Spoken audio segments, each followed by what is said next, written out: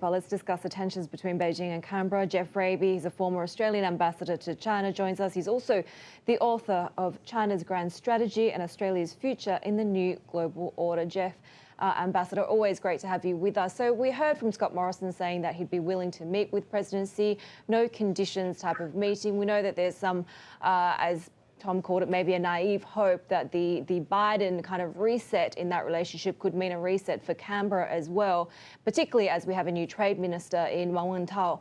Is this really naive? Is more required here to reset the relationship than this kind of, I guess, ambivalent statements about, yes, we will have a meeting, but no real change in strategy from either party?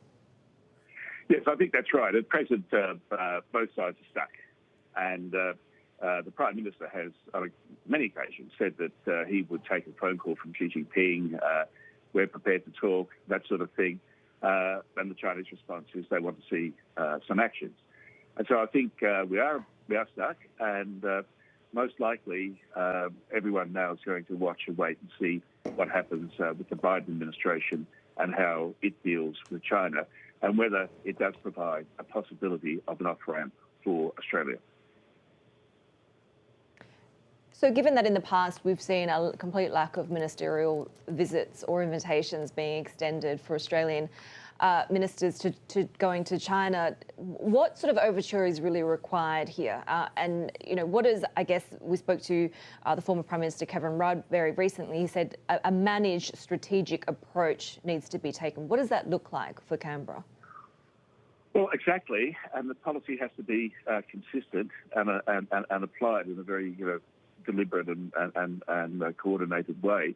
So, for example, it doesn't involve making a statement, as the Prime Minister did recently, a very good statement about recognising China's role in the region, its contribution to economic growth, development, lifting its people out of poverty.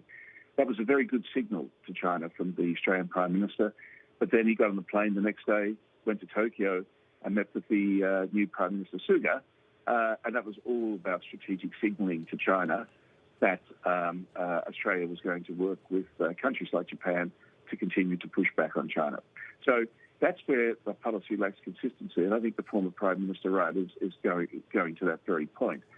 And that's why I think what we are looking for is some signal from Washington that there is some change in Washington's overall approach to China. We've had a lot of talk from Washington in the last couple of years about containment of China, and unfortunately Australia has identified itself very, very closely with those positions. And I think that's why Beijing is being so tough and truculent in its dealings with Australia. How crucial is the Biden's reapproach to Asia going to be for Australia and for China, given that Anthony Blinken, who we expect will be Secretary of State, was one of the key architects of Obama's Asian pivot? Of course, another Biden point man in Kurt Campbell there as well in his administration. What does that potentially look like, and how does it change the dynamic for Beijing and for the situation that Canberra will find itself in the region? Well, Biden himself has, in his foreign affairs column, or article in the run-up to the election, talked about strategic competition with China and strategic cooperation. And we haven't had in the last few years any discussion of strategic cooperation between the US and China. So I think Biden already has indicated a change in policy and a change in approach. And as I said, I think that provides the opportunity of something of an off-ramp, because the US basically is going to have to find ways to work closely with Beijing on some of the big issues affecting the global commons. Climate change clearly is a big shift in Washington's international posture, pandemics and others, and Washington will have to work with Beijing in a cooperative way, and vice versa. Beijing will have to work with Washington. So I think the whole atmosphere and dynamic around the relationship is set for a change. And I think the US will find it's actually prolonging tensions is not in the US's own national interest. So the rhetoric and tone will change, but I think the substance will change. And therein, Australia will have to recalibrate its own positions. Ambassador, the question, though, is how soon will the U.S. really be able to boost these alliances and change the approach to China, right? I mean, we have heard about multilateralism, alliances, even democratic alliances against and pushing back against Beijing, but how soon?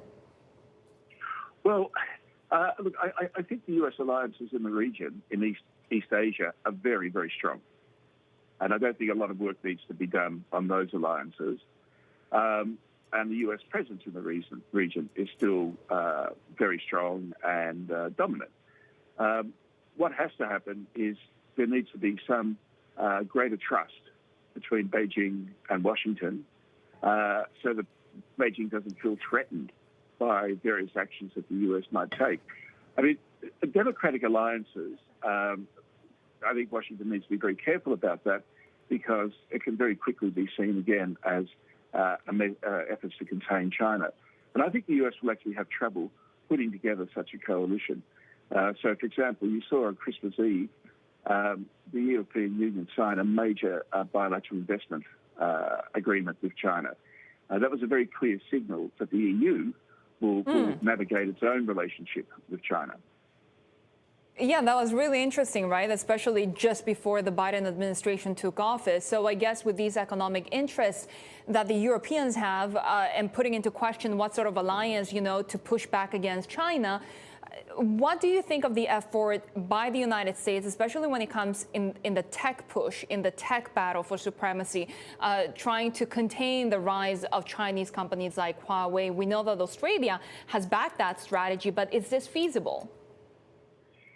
Well, it's not feasible. And I think this is one of the points where I say that the US will see in its own interests, decoupling or trying to contain China, whatever, is not going to deliver the outcomes that the US would hope.